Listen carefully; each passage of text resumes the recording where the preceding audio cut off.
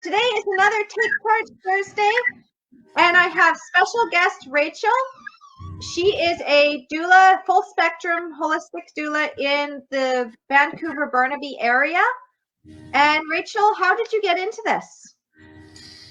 Hi Carly, thanks for having me. I got into doula work. I've always been interested in babies, but I got into doula work after my sister got pregnant with twins. So she asked me to come and live with her, and I said yes because at the time I was in between jobs. So I ended up being basically a live-in postpartum doula for her for about 5 months, and so I feel like it's probably the closest you can get to having that experience of being a mom without actually being a mom. Like, it's just the closest you can get to really know what it's like.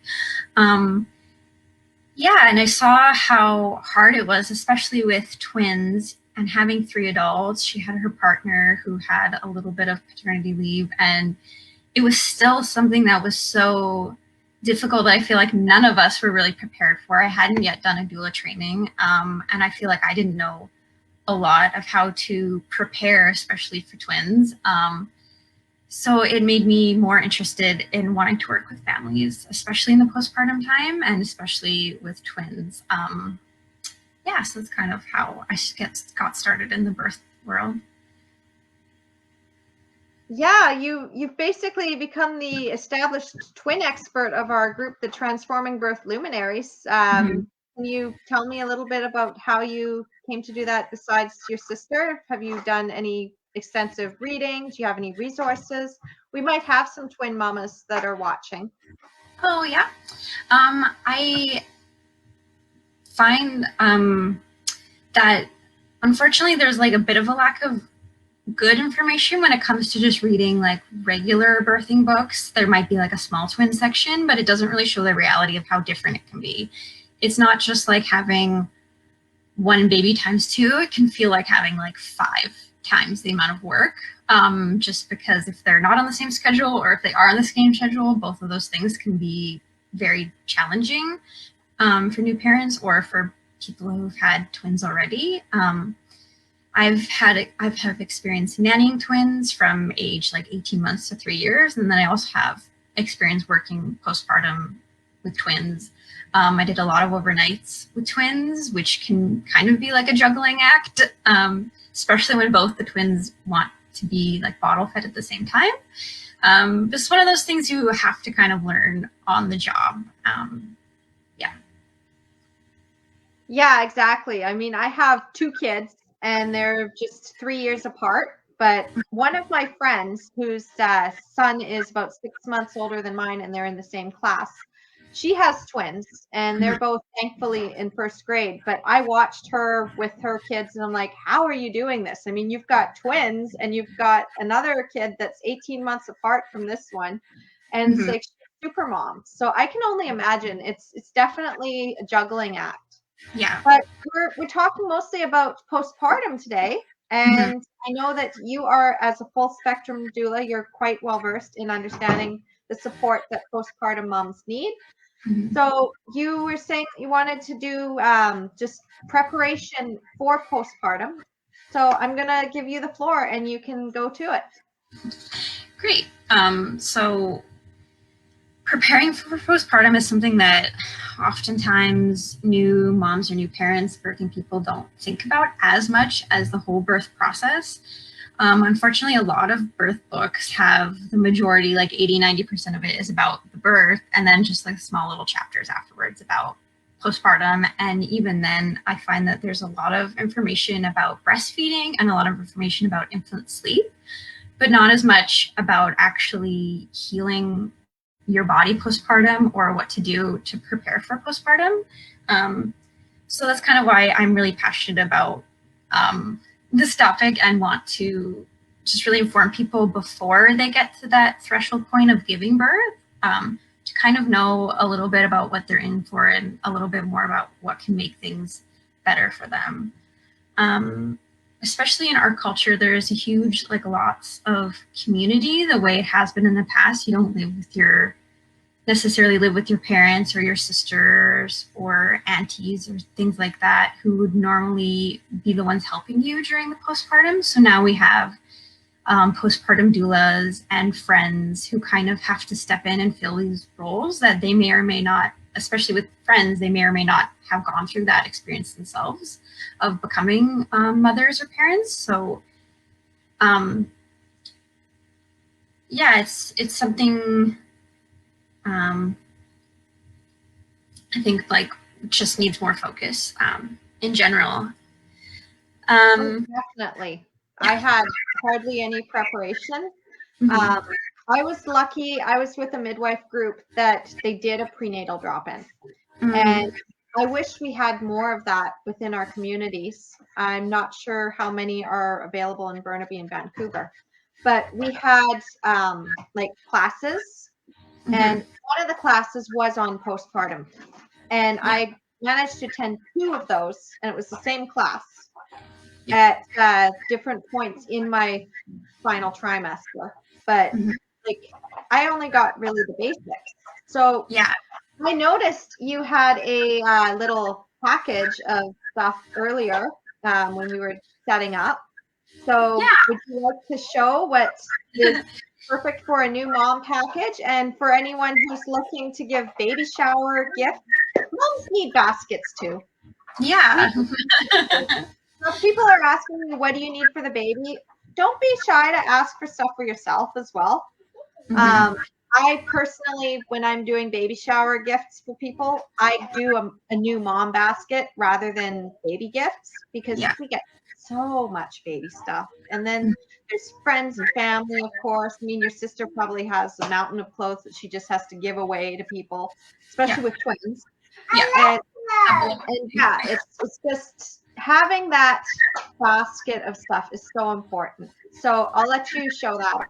Yeah. So I brought kind of like a few examples of what you could want to put either in like a little basket on your bedside table or near the toilet. So you want some pads for postpartum bleeding, and this is like not a peri bottle, but to kind of show you what a peri bottle is, it's something to help with healing, whether or not you've had a major tear or incisions. It can be a really great thing to have a bottle with warm water, and then you just squirt it when you're taking a pee so that you don't feel as much of that burning sensation after, especially if you've given birth vaginally. And with other things that you might want on your bedside table, ponytails, any medication that you're taking, belly butter or some type of lotion, nipple cream, like lip chap. Something that I have is like a little aromatherapy thing. So I think I just got these online somewhere, and it's just like something to like smell, just to add that little like joy or thing into your life. And then I have some like nipple covers for a little bit of leaking if you're breastfeeding, some tissues. Yeah, so all these things are really great things to have within arm's reach, so that the less bending down you can do, the better. The less moving around you can do, the better. As far as like physical healing goes, like prepare for the unexpected. Like your physical healing isn't going to look the same as what happened with your sister, with your friend, anyone else who's told you these birth stories. Just the same with giving birth. Like everyone's journey looks different. So I think that's something to really keep in mind, that it's not always going to be this linear thing of like, oh, it just gets better from the time I give birth to 6 weeks. And I really believe that postpartum is forever. So it's not just the 6-week time frame or this 3-month time frame or this 9-month time frame that some people kind of classify it as. It's the rest of your life, really. And that goes for whether you've had a miscarriage or abortion. Once you've kind of gone through that experience, then you do have this postpartum body that you really need to like take care of in a different way. And so bleeding is something that you will have whether you've had a C-section or a vaginal birth. And there's a couple different ways you can help with healing when it comes to like your perineum, and I don't know what words we can say on Facebook. We can say whatever words we want, and if Facebook doesn't like it, like usually it's more of a flag thing for posts. Yeah. And of course the images. Like earlier, I just shared something about midwife thinking. Just mentioning that, so that's why I'm like a little nervous. Well, that made me mad. But no, I don't think they really monitor the videos so much as they do actual, like it's like a bot or something that's paying attention. So if they see nipples, maybe they'll freak out a little bit. Yeah. And only female presenting nipples because hello patriarchy, right?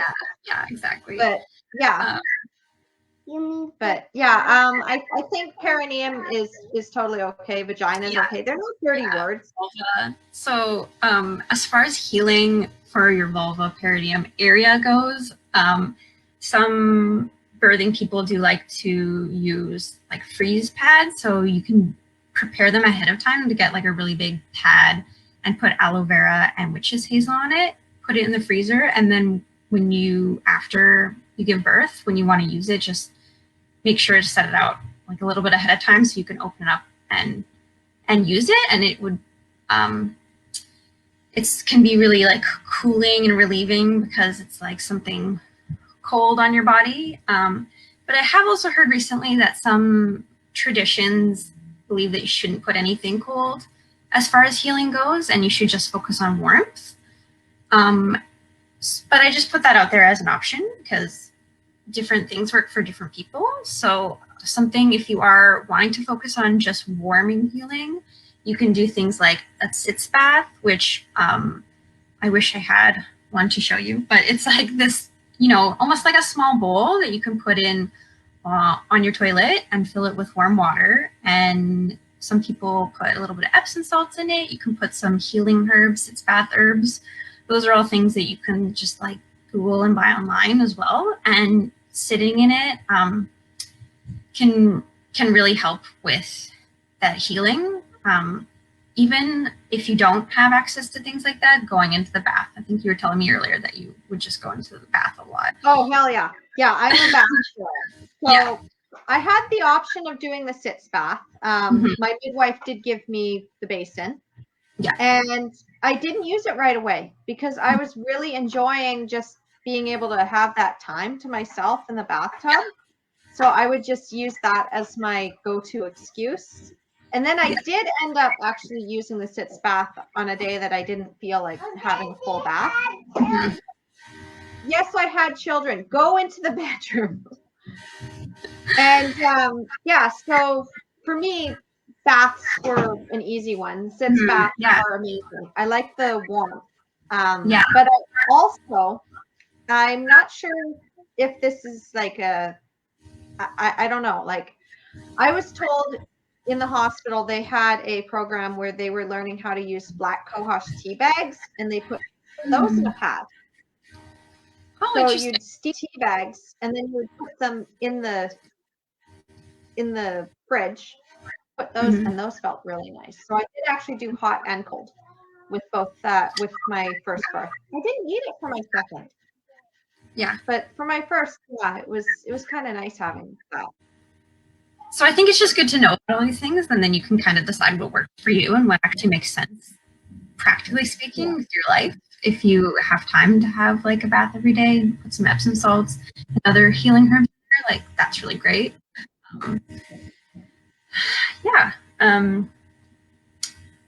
So just having those things prepared ahead of time, knowing about them, buying them ahead of time can be really important. Underwear are usually given to you if you give birth in a hospital, along with the bigger pads. Some people, like, again, you were telling me, like, just prefer to have depends silhouette. Yeah, depends. Those, yeah.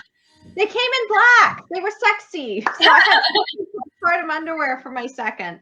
Yeah. And they fit a lot snugger too. So it was kind of nice to have that kind of belly binding at the same time. we are going to have Samantha in our group. She's going to be coming in and talking about belly binding and all that wonderful stuff next week. But yeah. Oh, you can also do warm herb compresses. Okay. Absolutely. If you have any idea of what herbs specifically and want to drop it into the chat, that would be even better, because then our viewers can see that, and then they can look stuff up too. And any great articles that you can share, as long as there's no nudity in the thumbnail. If there's nudity in the thumbnail, we'll have to do a workaround, as I have now learned. Facebook, it's not nudity. It's birth. We're normal. Yeah. But what about health-wise? You've talked about comfort measures and everything that we're going to be expecting with the bleeding. What about for food? Food? Sure. I think that for nourishment is so important, especially if you are breastfeeding, chest feeding. Having a nourished birthing person, a nourished mama, means that is a huge factor in like mental health. If you are feeling good in your body, then that means your baby will be feeling good. It's about regulating together. So preparing food that you want to eat postpartum can be really important. Things that you'll enjoy.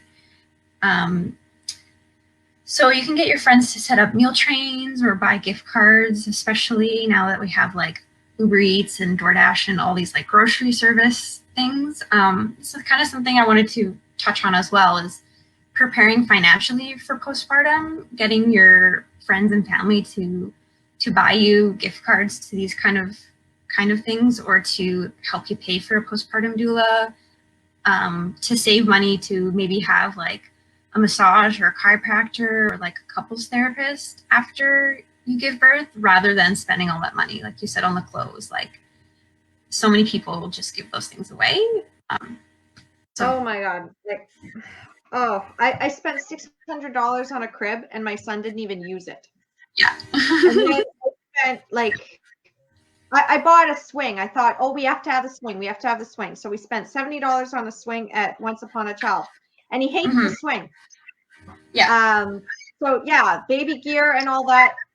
It's like, it seems like a good idea, and then you actually put your kid in it and you realize they hate it, and you then find out, I could have spent that on food, or I could have spent that on health.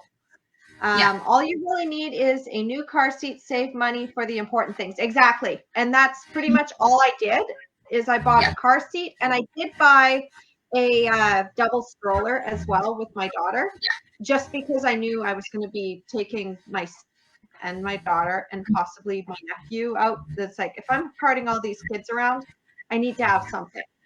But other than that, people are like, what do you need for the baby? What do you need for the baby? I'm like, nothing. I've got everything covered. Yeah. You could cover my doula costs. Oh no, we're not going to do that. I'm like, well, that's what I want.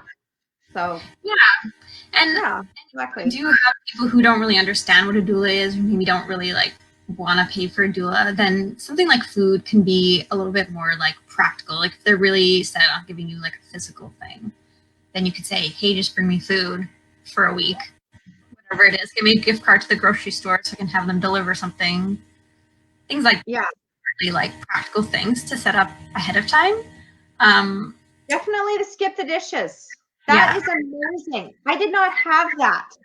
Like that did not exist when I was pregnant. And thinking of that, it's like, well, people didn't really want to cook food, and I had a lot of family that was further away, but they could have bought gift cards. Yeah. Skip the dishes that existed. Yeah. And I think something we're all learning through the pandemic is like that all these food services exist, and there are a few in Vancouver that specifically focus on postpartum individuals. And so Feeding Mama, Mona from that company, she has planned it specifically with traditional Chinese medicine in mind. So looking at warm foods. So these are kind of the things I was going to mention as well. bone broth can be really vital to prepare ahead of time or to get your family to make, just because it is so easy to just have at your bedside table and sip.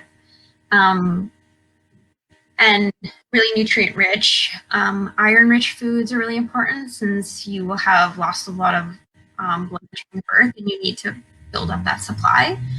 Again, especially if you haven't been taking any sort of like specific iron supplement, although I would recommend that as well, but to focus on that in a nutritional way. Roasted and cooked vegetables are going to be easier to digest than anything raw.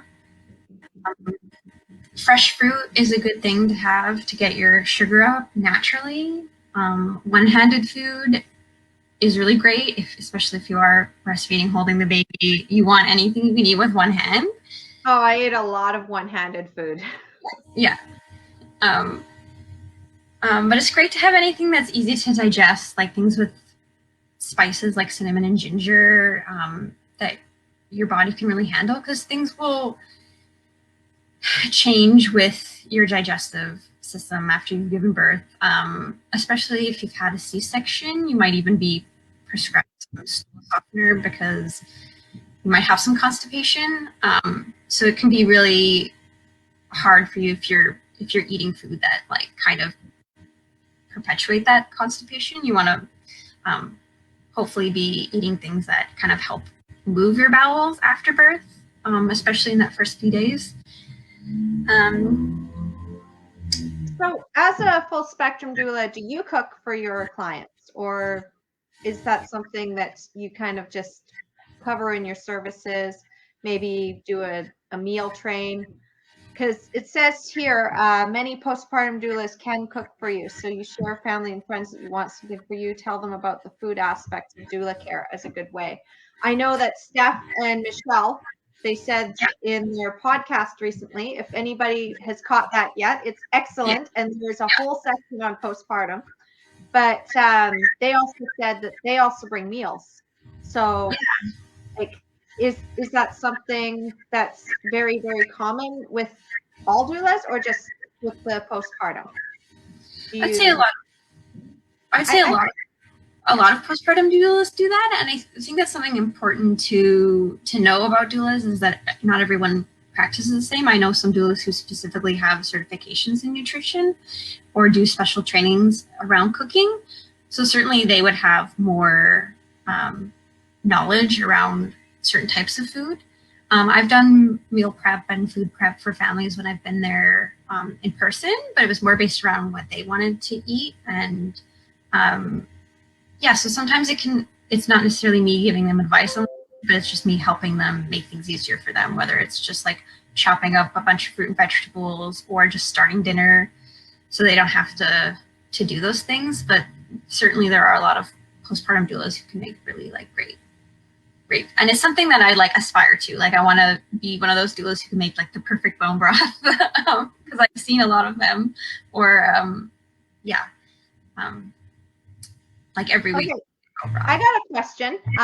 As a very, very busy mom running a business and building an empire here, I have started to really use the crock pot, and I know that a crock pot is a great thing for postpartum, especially.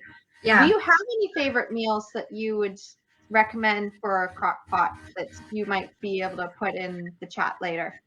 I don't have any off the top of my head. I don't own a crock pot, but I know that I know my mom's obsessed with like the Instapot and things like that. I think those are such great things that we have now that we can make it a lot easier for postpartum meal planning. Certainly if you have a doula who can come in and start a meal in a crock pot and then just have it there for you. Like that's so wonderful. Or if it's a friend who can even cook for you and come over. But I can't think of any off the top of my head. Tanya says that she's got you and she's been making bone broth her entire life. So I know too. So I aspire to be like her. There you go. I'm sure she's probably going to give you some recipes now. Love you, Tanya. Okay, so you've talked a lot about how it's really important to have support within the family unit, within your Mhm. with your partner, with your loved ones.